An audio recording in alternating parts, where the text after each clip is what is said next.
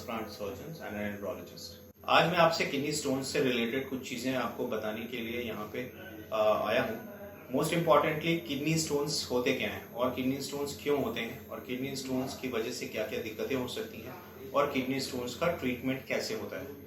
Now आज हमारे पास जो मरीज आ रहे हैं वो जनरली बहुत ज्यादा यंगर एज ग्रुप में है। ऐसा पहले नहीं था।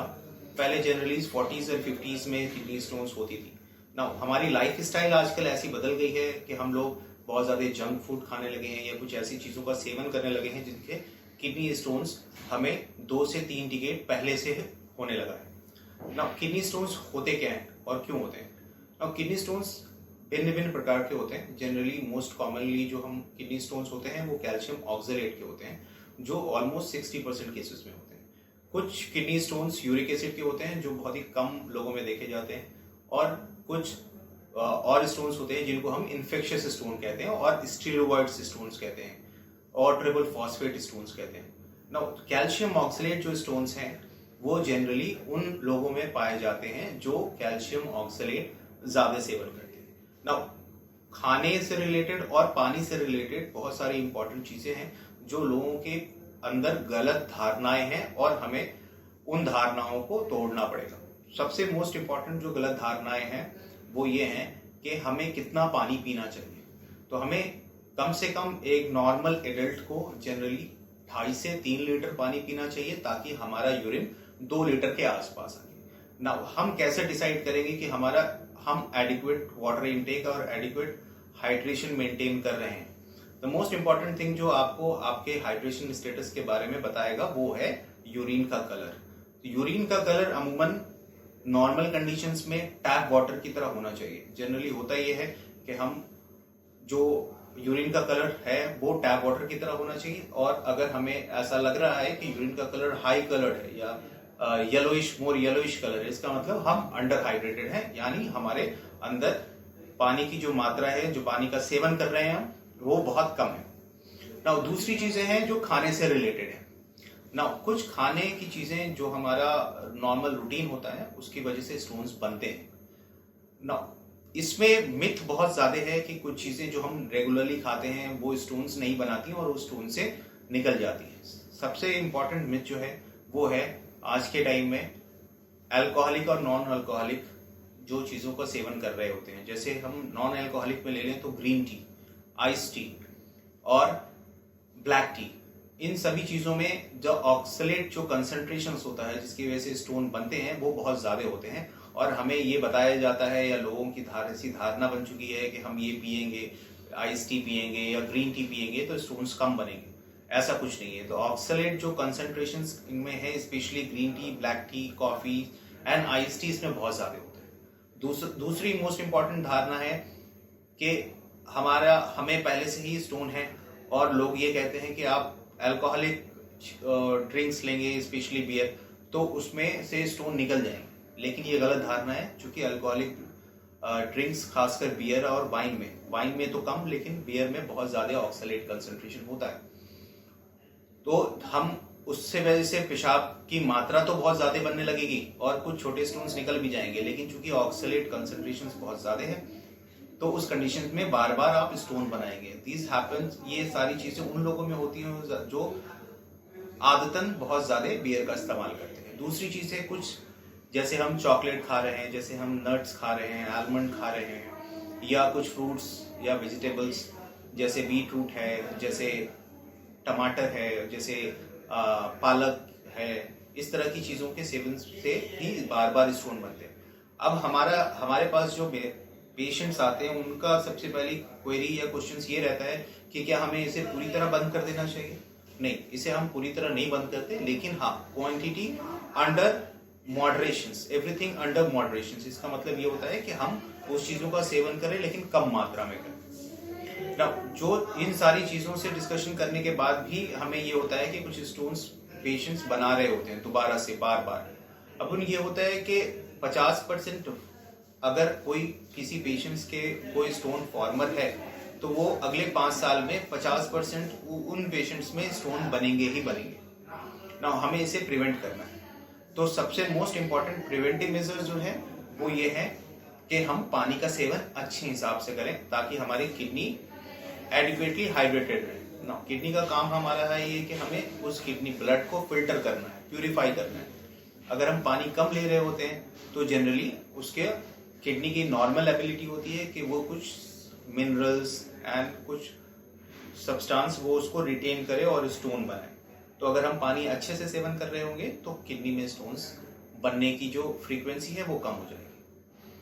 अब मोस्ट इंपॉर्टेंट चीज होती है कि किन में इन्फेक्शियस स्टोन्स बनते हैं। तो इन्फेक्शियस स्टोन्स उनमें बनते हैं, खासकर फीमेल्स लेडीज में ज्यादा बनते हैं क्योंकि उनमें रिकरेंट एपिसोड्स ऑफ इन्फेक्शंस होते हैं। इसका समहाउ रिलेशंस डायबिटीज से भी है। डायबिटीज वाले पेशेंट्स में जनरली यूटीआई हमने बहुत ज्यादा होती है frequently as compare to non diabetic. तो हमें शुगर का कंट्रोल बहुत ज्यादा इंपॉर्टेंट है। और दूसरी चीजें हैं कि हमें एडिक्वेटली यूटीआई को ट्रीट करना आना चाहिए और ट्रीट करना चाहिए। तो यूटीआई को हमें इग्नोर नहीं करना है। जो ये इन्फेक्शियस स्टोन्स होते हैं वो ओवरनाइट नहीं बनते, वो महीनों में नहीं बनते, वो सालों में बनते हैं। और generally these are most damaging. ये सारे किडनी को ज्यादा डैमेज करते हैं as compare to non infectious stones. हम जो ये सारी चीजें हैं हो रही हैं उसमें सबसे इंपॉर्टेंट चीज हम हमेशा भूल जाते हैं। वो इंपॉर्टेंट चीज ये है कि हमें रेगुलर एक्सरसाइज करना है ताकि हमारा डायबिटीज कंट्रोल में रहे, हमारा जो शुगर लेवल है वो कंट्रोल में रहे, हमें हाइपरटेंशन की दिक्कत ना हो। मतलब हमारा अगर हाइपरटेंसिव पेशेंट है तो उसका ब्लड प्रेशर कंट्रोल में रहे। और हमें दूसरी इंपॉर्टेंट चीज की प्रोफाइलैक्सिस करना है कि हमें बार बार रिकरेंट यूटीआई ना हो, स्पेशली अमंग्स फीमेल्स। वीमेंस में ज्यादा यूटीआई होता है after a certain age group. ना हमारे पास डिफरेंट ट्रीटमेंट ऑप्शंस हैं जो हम सर्जरीज से भी कर सकते हैं, नॉन सर्जिकल ट्रीटमेंट ऑप्शंस भी है। ना non surgical treatment options generally छोटे स्टोन्स में और कॉन्क्रीशंस में, जिसमें हम किडनी में कॉन्क्रीशंस बोलते हैं, जो सैंड पार्टिकल्स किडनी में डिपॉजिट हो जाते हैं, उनके लिए होता है।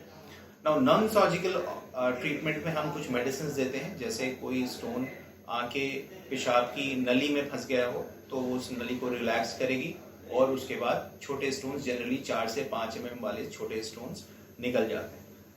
कभी कभी ये भी होता है कि ये छोटे स्टोन्स नहीं निकल पाते। जनरली हम जो मेडिसिन का ट्रीटमेंट देते हैं वो 1 से 2 हफ्ते के लिए देते हैं। अगर उनमें उस दौरान वो पत्थर, छोटे पत्थर जो 5 mm से नीचे वाले हैं वो नहीं निकल पाए तो उसके लिए भी हमें दूरबीन विधि द्वारा ऑपरेशन करके उसे निकालना पड़ता है। जनरली जो छोटे स्टोन्स होते हैं वो फीमेल्स में जल्दी निकल जाते हैं एज कंपेयर टू मेल्स और मेल एडल्ट।